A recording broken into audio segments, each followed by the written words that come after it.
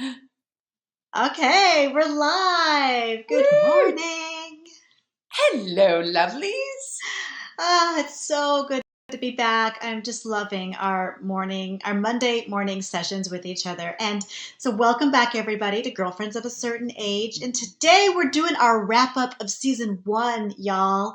13 episodes of girlfriend chats, of going there, of not giving a shit, and just our friendship just like moving to the next level. I'm so psyched. Good morning, Jessica. Good morning, Flachet. I agree. It has been delightful, and it's so fun to take a moment to review all the episodes in season 1, because I think we discovered things that became really hot topics that we didn't even know. So it'll be really fun to review them and see what the feedback was about these episodes, and just kind of sit back and give a little celebration where it's due.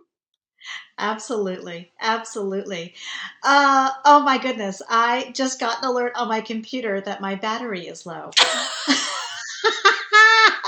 Talk Loving about it. keeping it real. Talk Keeping it about keeping real. it real. So just like the logistics, should I like should we turn this off, or do you want to just like keep going? What should we do? It'll take me like 30 seconds to go get the charger and plug it in, or Sure. we Why could. don't you go do that? I'll talk. I'll chit chat for a Okay. moment, and you go get your charger. This is Girlfriends of a Certain Age, keeping it really real. Keeping it real. You know? Be right back. Yeah, absolutely. So, ladies and gents, whoever is listening, again, just to review, if you're coming new to us, we are girlfriends in real life. We are doing a podcast together where we're talking about stepping into midlife and really trying to celebrate it. Because as we were going through midlife together, we just felt like every time we looked out at the greater culture, we weren't seeing good, positive things. So we wanted to bring that celebration to it. Among our own girlfriends, among our own peers, we're seeing good stuff happen. So that is the intention with our podcast. And then in today's review, we're going to go through some of these episodes that we think really like honed in on that. And here she comes. She's gonna charge her battery. We all can relate to when our battery is not charged, can't we? We can. My battery has been needing a little extra charge. That's why I got myself a cup of Joe this morning. I'm not even supposed to have that much coffee, but here we go. I love it. And you're not going to believe it, but I have the wrong charger in my hand. We So, got wow. the wrong charger, but that's all right. We're gonna make it work. And I'm just going to talk about one hot topic that really came up a lot, which was the good girl and the good girl in recovery idea. So letting go and shedding that good girl pressure that we felt in our earlier life. And really, to me, in midlife, it feels like an opportunity to reclaim that, our full selves, and to go, okay, been there, done that. We got a whole other section of life to live, and we are not going to have good girl controlling that. So she sneaks up in different ways. Obviously, it's conditioned into all of us. So really, that's been a wonderful thing to unpack throughout all of these different episodes with Flachet. And so I'm sure you all can relate to that. Mm-hmm. I had you plugged in the whole time, and I heard all of good. that. I think we really touched a nerve, that there's something in the culture about being a good girl, a woman. What does that look like? How do we take care of ourselves and still be functioning in the world? Yeah. I think that's so much of what we're trying to balance at this time. That's what I see. And what I've seen in the comments and the feedback that we've been getting. That even people who don't even think of themselves necessarily as, I am a good girl, right, that programming is still there. And yes, they're dealing with the shame and the guilt. yes, they are. Yeah. Yes. And, for allies, men and people who maybe aren't our age or aren't going through this, just to understand what it is that, women are dealing with is so important. So it's good stuff. It's good stuff for everyone. Yeah, and the gift of just becoming our true selves. So we wanted to celebrate today by going through what the Hmm. season was. Those of you who are finding us later in the game, welcome, welcome, Yes. welcome. Maybe we'll give you a little bit of a guidepost of what you can go and find in our previous episodes. So we thought we would wrap that up today with a little celebration and talking about it. So one of the things that I noticed is that people were really excited that we were even launching a podcast. It was actually one of our highest rated or most watched or most listened to. People are finding us on YouTube. They're finding us on Instagram. They're also finding us, of course, through we're everywhere. We're on almost every podcast, every major podcast platform. And so everybody was so curious about checking out our first one, which I loved the idea Yes. of. And that really that launching out part, and it was really fun too to devote an episode to each of us Hmm. for introducing ourselves. What was that like for you to be introduced on this larger platform? It was so fun. So I love it because you're referring to episode one. We have our own podcast for women in midlife, right? Where we were just like, woohoo, having a party. We did it. We got all the buttons working and really started to talk about our intentions for the season. And then it was so fun for us each to be kind of in the hot seat and interview each other. I think you and I both felt like we feel a little more comfortable being the interviewer rather than the interviewee. But episode one, I got to interview you, and episode three, you got to interview me. So that was just fun for us to each explore our own journeys to where we are today. And I thought it was really fun. So yeah, if you guys want to know a little more and take a journey with each of us about our personal journeys, you can check that out in the first couple of episodes. And Absolutely. then we really went into what I would say is probably the highest rated one episode of the season, which is episode 4, Recovering Good Girl, how to be a recovering good girl for women in midlife, which is what we were just talking about with you. But that one was huge. I feel like we got an outpouring of people just saying, "Oh my gosh, I identify with this so much. Oh my gosh, I'm so glad you're bringing this Absolutely. to our attention." Hmm. And that's a two-parter. That was a two-part episode. So the first one, we really walk everyone through what that is. A thing you'll notice about how we work is we want to move you forward. We don't just want to share ideas, but we actually want them to be actionable so that you are living your best life too. Yeah. And so in breaking that up into the two-part episode, the first one is talking a lot about what is the cultural good girl expectation. What were we told? And then how did it manifest in our lives? You and I, of course, shared personal stories about that Hmm. and of other people that we know and situations. And then in the second part of that, we actually give you a worksheet. Or it's actually a workbook. It's many pages. And we walk you through prompts and questions. Because we're kind of self helpy that way, we thought we would bring that to life as well.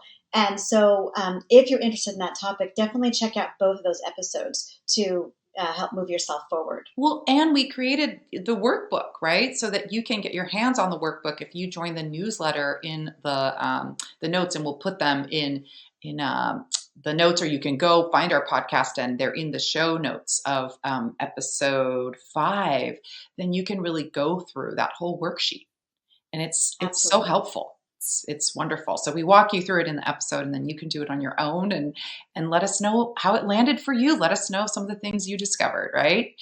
Because I'm telling you, that good girl, she's a sneaky one. She can just.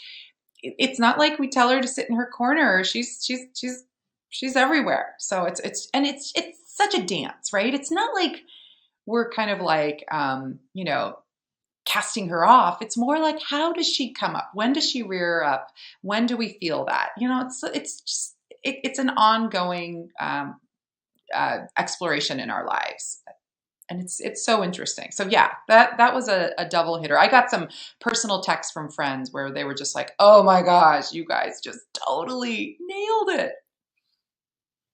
Yeah, I know the feedback's been really overwhelming. So I know that a lot of people will go back to season one and start fresh, no matter how far we take this. Or obviously, you and I are gearing up for season two already in the Yes. new year. So I can't. I feel like I have my seatbelt on. I'm sort of buckled up for this big adventure. Yeah. It's just turned out to be so much more than I had even hoped and expected Yeah. or dared to dream. Yeah. that we're really, well, A, that we're really doing it, and B, that we're really helping women. We're really helping them. Right. And that was what was we were hoping it would be. And so that it is just it energizes us. You know, I feel that. I feel like when we get together every week, it's like it's more about just us, you know? It's not just us kind of like indulging in this girlfriend chat, which is fun and delightful. And I could have left it at that. But by talking about some of these really intense topics, we're opening it up to our listeners. So it like part of the recipe is the community. Like that's always been our intention. Yes. So to know that there Yes. is a community and to know that they're like benefiting and getting help from it is a win-win. Because It's amazing. we're both coaches. We love to do this sort of thing. We love it. We do. We do. We can't help ourselves. We live for So this. we're just letting everyone else be a fly on the wall for our conversations. And you and your fabulous checklist, you're like, I got a checklist for that. I got a checklist for that. I got something for that. I'm like, love you. I'm a beast at making those. I think, You you know, are. everyone, we all have our issues, right? Some people have Sure. trouble getting started. Some people have trouble following through. Some people have trouble following up. And for some reason, like when it comes to making content, it's so natural. It doesn't even, I don't break a sweat. So everyone has their strengths and weaknesses, right? And so that's just one of my strengths. So how fun to be able to just like throw it up Yeah. and have people love it and enjoy it. So I love that. So in episode 6, we went there on friendships in midlife, which I doubt will be a one-time topic. I imagine we'll be doing this more and more layers, peeling the onion, if you will, Yes. on this idea of friendship.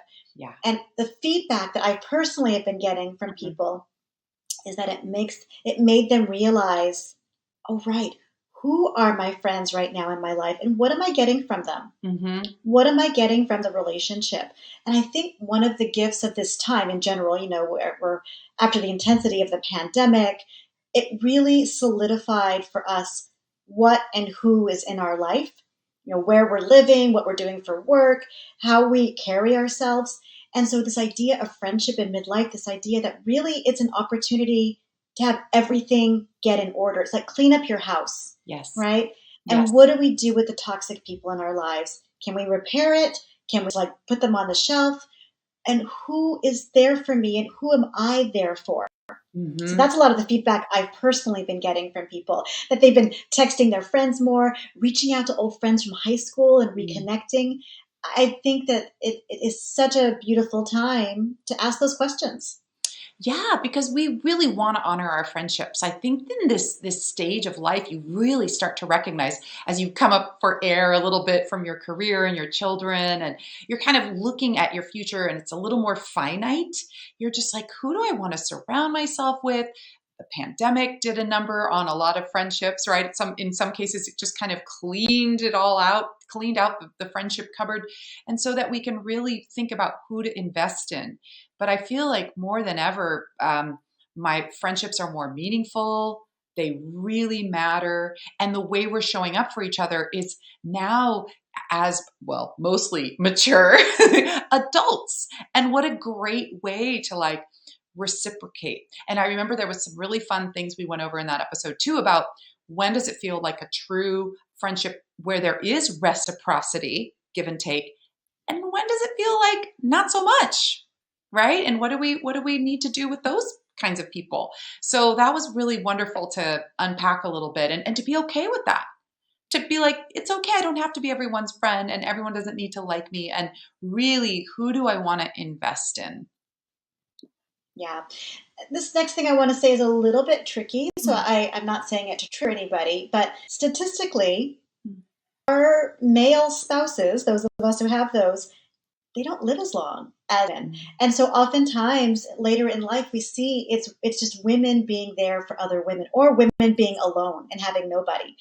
And so I think it's very important to put our attention on those of us who have children.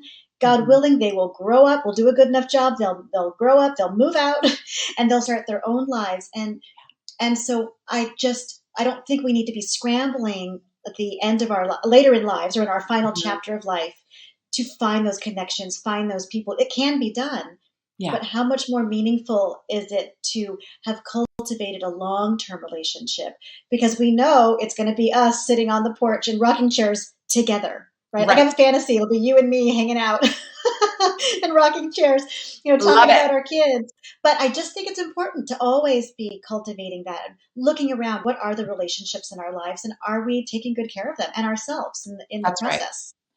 And also, we shared in the show notes in that episode a really cool community that we both discovered and have found a lot from, which is Hello Revel. HelloRevel.com is a really great place to meet other women in midlife. So if you're listening to this and going, I really want that, but like I'm a new transplant somewhere else, or I'm just not feeling it. That's a really great community where they do both virtual and in-person gatherings, and there is something for everyone, from cooking to art to spiritual things. I mean, you name it, there's a friendship group for you there. So that's a really, really neat option for those of you who are feeling like you are seeking more of that out. See, here I go. I gotta give some tangible, actionable things for people. I know we can't help ourselves, and it's free to join Revel right now. So that's the other thing. Really, there are no barriers to entry. If you're feeling lonely, or you're not feeling lonely, you just want to up your game. Go do it. No excuses. No excuses Yeah. in midlife. We got to just go for it. No. All right. So after friendship, we kind of went to another really interesting topic, hair. And you and I both shared our really unique experiences with our hair, right? And really kind of got Yeah. got down about got down and into it. I mean, about like my journey going gray.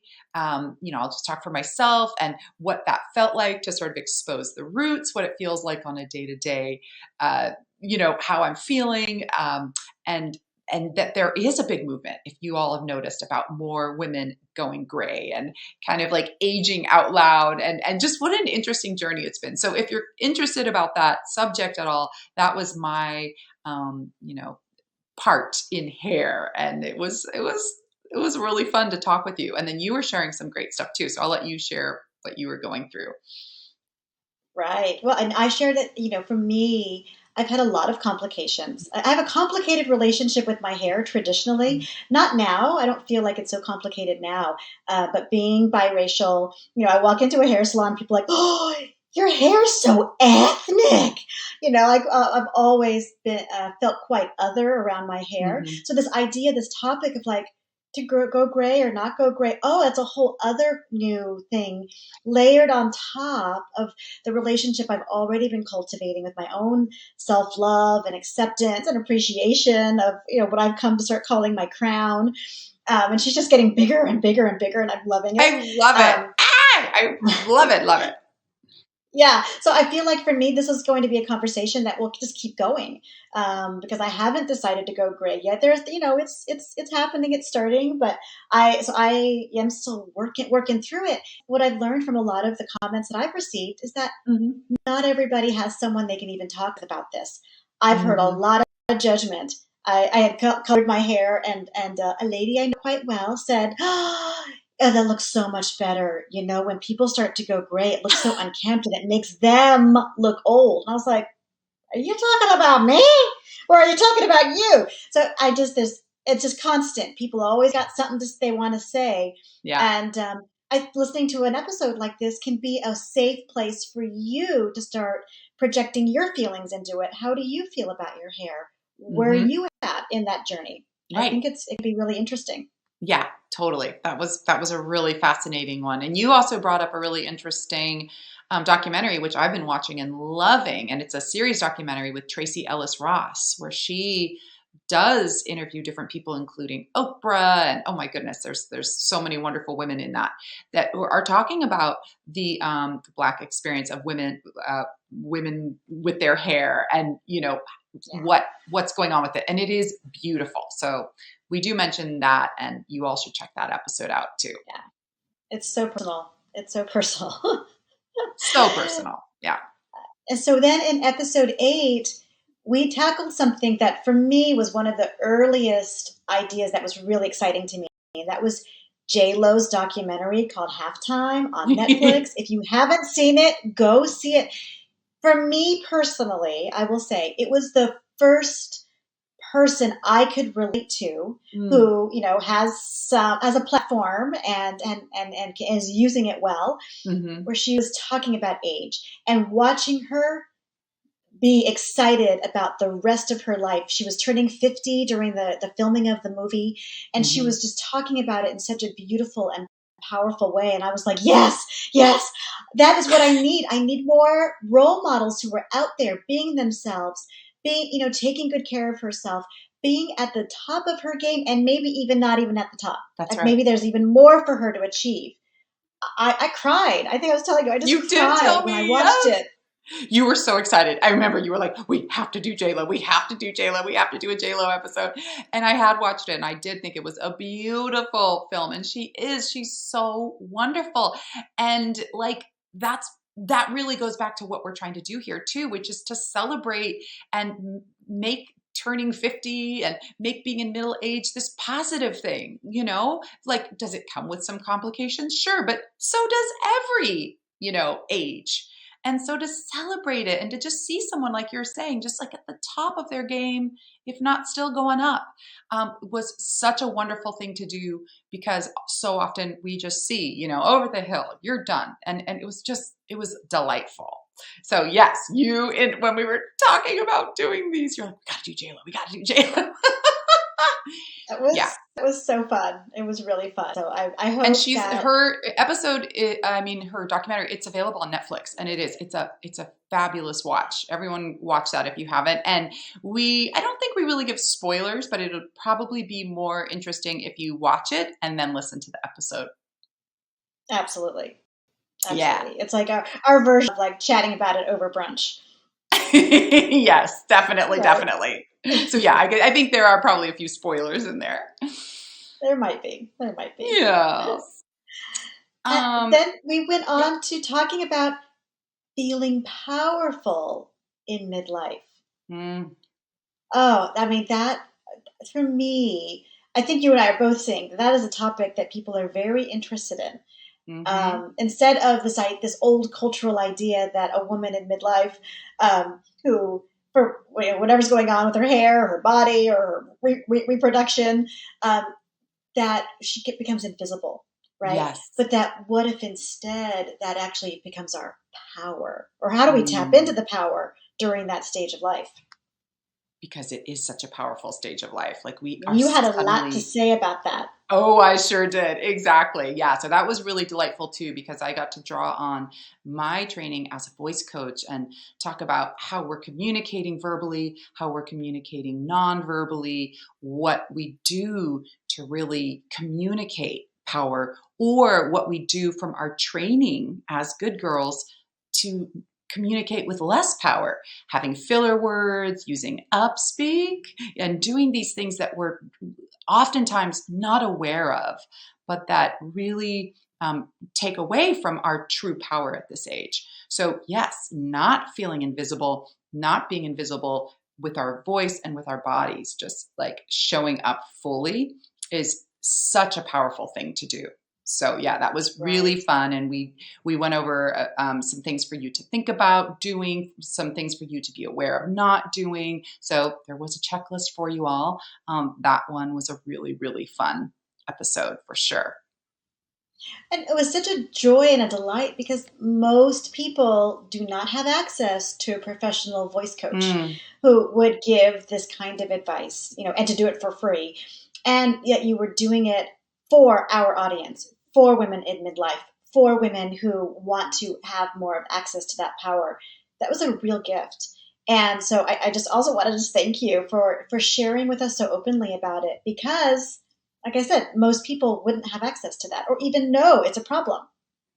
I mean, I love it. It's so interesting at every, stage I'm in. I feel really, really called to do that for our community. So it's helping me, right?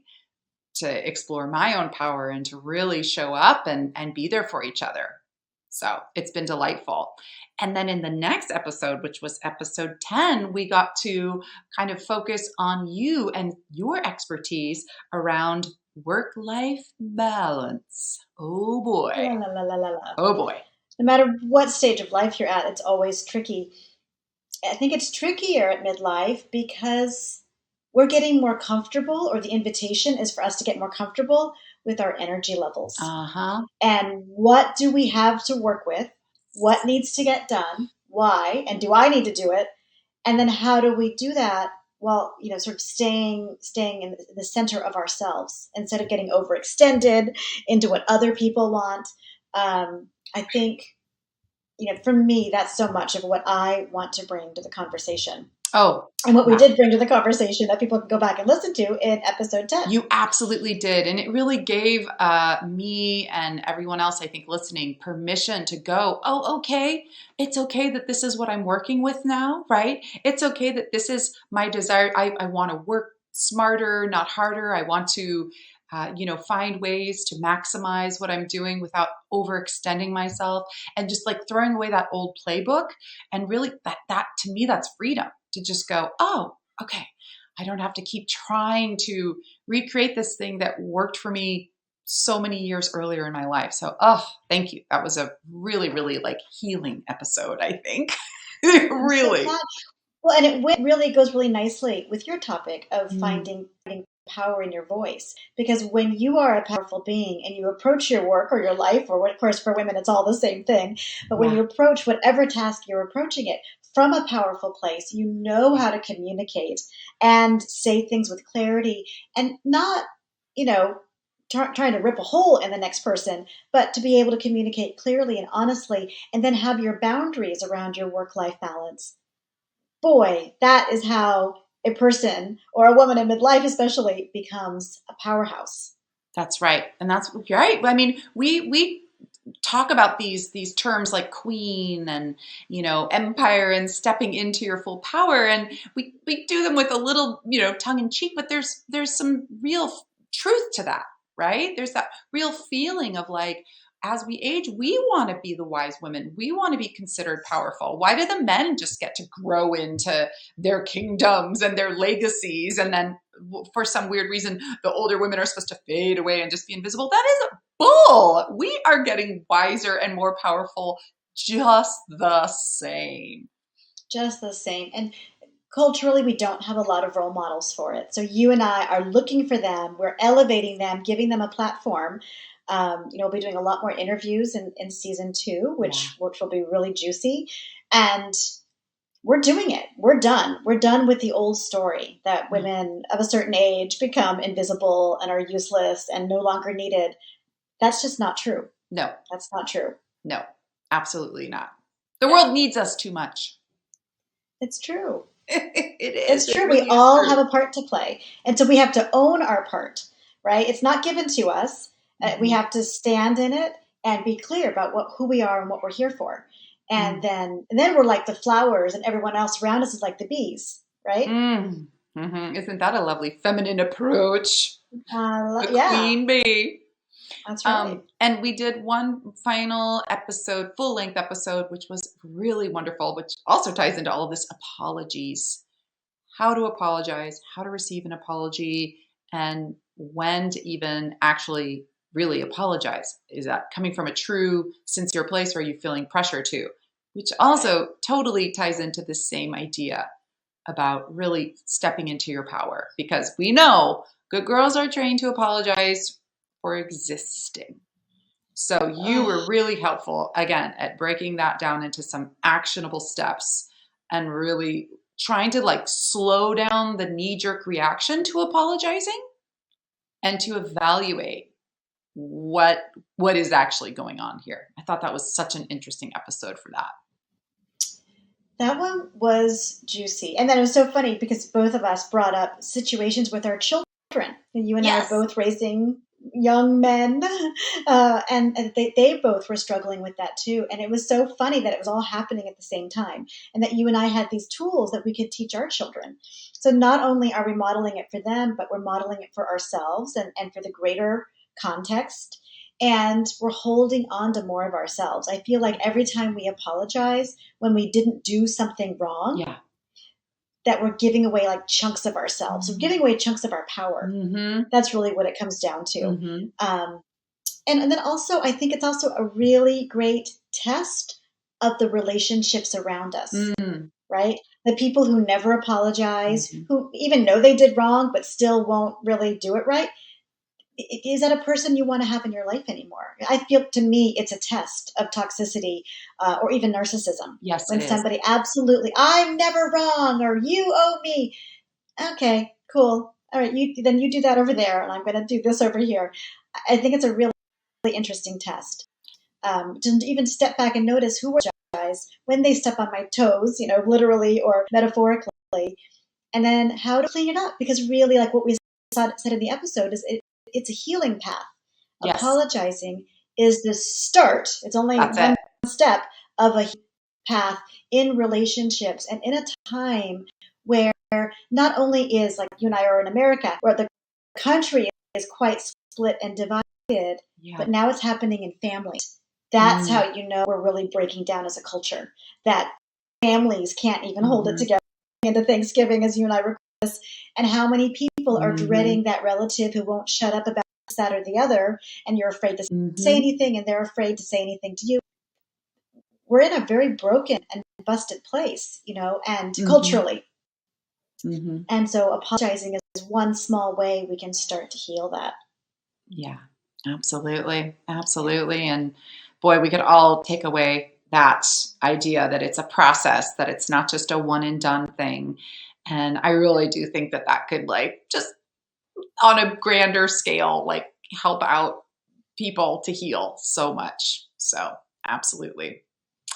absolutely. Wow.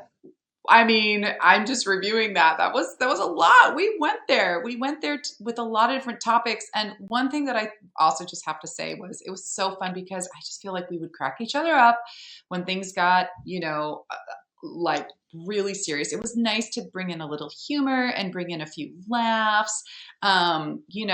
Just having some fun and talking about ways we don't want to give a shit as much any longer, ways that we don't have time for certain shenanigans. So there's a lot of humor sprinkled in there throughout it all, just to keep it keep it manageable, right? Because we want to celebrate all of it, the hard stuff and the good stuff. Absolutely. Yeah. Absolutely.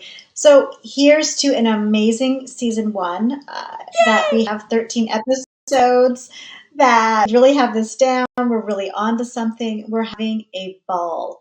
Here's to many more seasons, and our the deepening of our friendship, and bringing others along with us. I feel so blessed and delighted to be on this journey with. Thank you for being Me my too. girlfriend. Me too, honey. And I love it. I love it so much. And if you want to be involved in this love fest, that is what it's all about. That's why we are here showing up like we are doing every week. Whether one of us is a little tired or has a sick kid at home or any of it. So please, think about just any way you can share this. If you have a girlfriend, if you know someone who you think would really benefit from these episodes, feel free to share them. It's free. It's meant for everybody and anyone who benefits from it. And that's the way to do it. That's what we're here for. All right, honey. It has been a delight, and I can't wait for season 2. New Year 2023. Oh boy, we have a lot to talk about. Oh, it's on. It's It's on. on.